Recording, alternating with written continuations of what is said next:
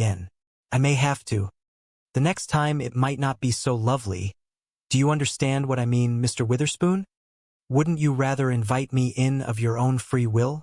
You must. You really must. Be very, very careful where you walk in here. How is it, Cloudshade? It is very interesting, Mr. Witherspoon. What is it? This thing? Yes. This is the only thing that keeps the world from going poof. Now, let me understand you clearly, Mr. Witherspoon. You say that this object is what keeps the world from going poof. And it is not easy to maintain. Most things are nearly impossible to find. Where would you look for a skate key? Oh, I cannot imagine. I found one, though. You think that is crazy? Well, you would not by any chance have a business card, would you? Oh yes, of course I do. That was an easy one. Well, I will not take up any more of your time. I have seen more than enough here. I used to be an engineer. I earned lots of money. Then I retired. It was the worst mistake I ever made. Life was so damned boring. And then the voice spoke to me. Oh, you also hear voices? You too? Please tell me about it. I was sitting in the park one day feeding the pigeons and suddenly, there it was. The voice. Edgar, it said. Have you ever been to England? Oh yes, why? No, that is what the voice asked me. Edgar, it said. In the heart of Big Ben, there is a pendulum that tells the clock how fast to tick. At the bottom of the pendulum, on top of the big weight, there is a stack of pennies. Every so often, they take one off. The clock speeds up. Or they put one on. The clock slows down. The pennies change the balance just a little, but enough to keep the whole mechanism running perfectly. So what you have here is some kind of clock. Of course not. Why would I build a clock? $3, any drugstore, does not lose 10 seconds in a year. Anyway, the voice said, Edgar, the world is a funny place. Little wars here, big wars there, volcanoes going off, storms, tornadoes, a terrific amount of noise and bother.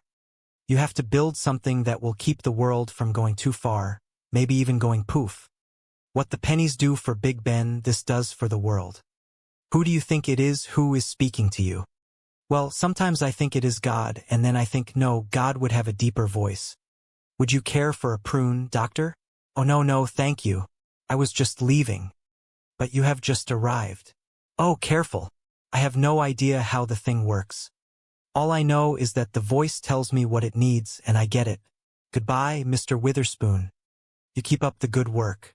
We could call it a sculpture. Would that make my niece happy? What? Oh no. If you happen to run across an old tuba, would you bring it by? I need it in 2 hours. Cynthia, do not do this to me. Uncle Edgar, please. It is just for 3 days while they observe you. It is too long. It has to be maintained, kept in balance. Mr. Witherspoon, you hear voices. That is not normal. You must understand that. You hear voices, too. No, healthy people do not hear voices. You hear mine, do not you? That is not the same thing. Why? What is the difference between a sane man hearing a crazy voice and a crazy man hearing a sane voice? Maybe the truth is somewhere in the middle. You do not understand the risk you are taking. I knew it. There goes Tatoa. What is Tatoa? A tiny island in the South Pacific. What time is it? 3:17? At 3:17 in the afternoon, Tatoa became history because of you. Please, weather is still time. It will take me days to clean up this junk. Keep her away from it. Remember Tatoa, classic Saint Coast. Tired, feeling useless, he created. Typical delusion of grandeur that he was vital to the world's survival. Poor Uncle Edgar. You will take good care of him, will you not? Mid-East stalemate continues. Congress passes Transportation Act. And in the South Pacific, the tiny island of Tatoa is destroyed by a tidal wave. Details on this and all the news in an hour. Did he say Tatoa? Yes, the number for the Chronicle, please. Thank you. Hello, I want to check on a news story. I just heard something on the radio about a tidal wave destroying an island. Yes, that is it. Are there any details? 1,000. Really? When this afternoon? I mean, exactly what time? Thank you, Miss Walker. Yes, doctor. Tatoa was destroyed at 3:17 this afternoon. Is that bad? Last week, Santa Barbara was hit by an earthquake. I am not taking any chances. Oh my God, the landlady. She will destroy it. Santa Barbara? Get Mr. Witherspoon released immediately. Drive him home. You personally as fast as you can. Do not touch the thing. You did not, did you? You have not touched anything or moved anything. Not yet. Why? Because this is the creation of a disordered mind. And by studying it, analyzing it just exactly as he left it, I can come to a deeper insight into Mr. Witherspoon problem. He is a loony. What else do you have to know? No, no, no, no. It is not that simple. I cannot rent this place with garbage in it. All right, I will rent it. You? Yes, yes. I will give you double what you are getting. I will be up later with the check. Thank you, Mrs. Mulligan. He has escaped.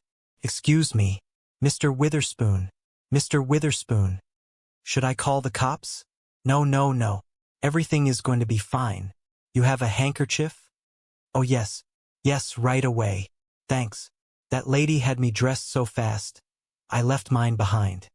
Mr. Witherspoon, I do not know how to begin to apologize. Nothing in my training had prepared me for a case like yours. Well, nice meeting you.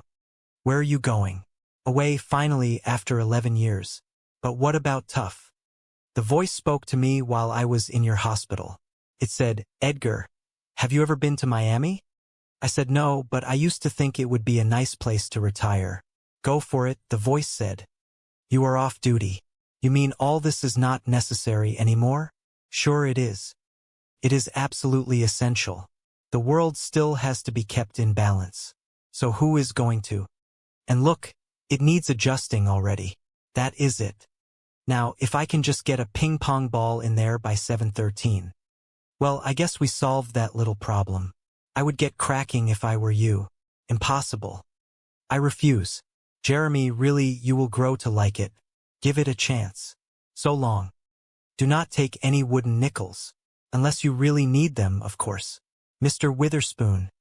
No, a tambourine. I have to find a tambourine right away. Can you help me? Do you know where I can find a tambourine? If in the next few months you notice that there has been a spate of catastrophes, or things are just not going right, remember that Edgar Witherspoon replacement is learning how to make some precise adjustments. Do not worry, his education will not last long. And then you will have a chance to make a difference. Perhaps you might give thanks to a physician whose practice extends to the well-being of the entire planet. Dr. Jeremy Sinclair offers a unique form of preventative medicine, found only in the Twilight Zone. The city of San Francisco was a place of endless motion, a tapestry woven from the ambitions of millions. Yet tucked away in a quiet corner of that bustle resided Edgar Witherspoon. To his landlady, Mrs. Milligan, he was nothing more than a nuisance, a man whose sanity was as frayed as the edges of the carpets he refused to let anyone clean.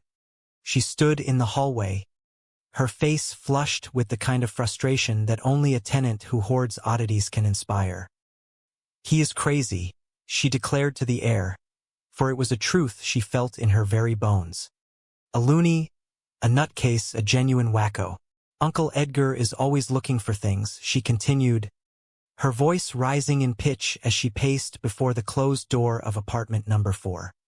Things like 3 paper clips or a chrome coat hanger or 1 patent leather tap shoe. She gestured wildly toward the door, imagining the labyrinth of clutter inside. He rummages through trash cans. He goes to garbage dumps. He is always bothering my other tenants. One day it is bicycle spokes, then it is baseball cards, and who do the tenants complain to? Yours truly.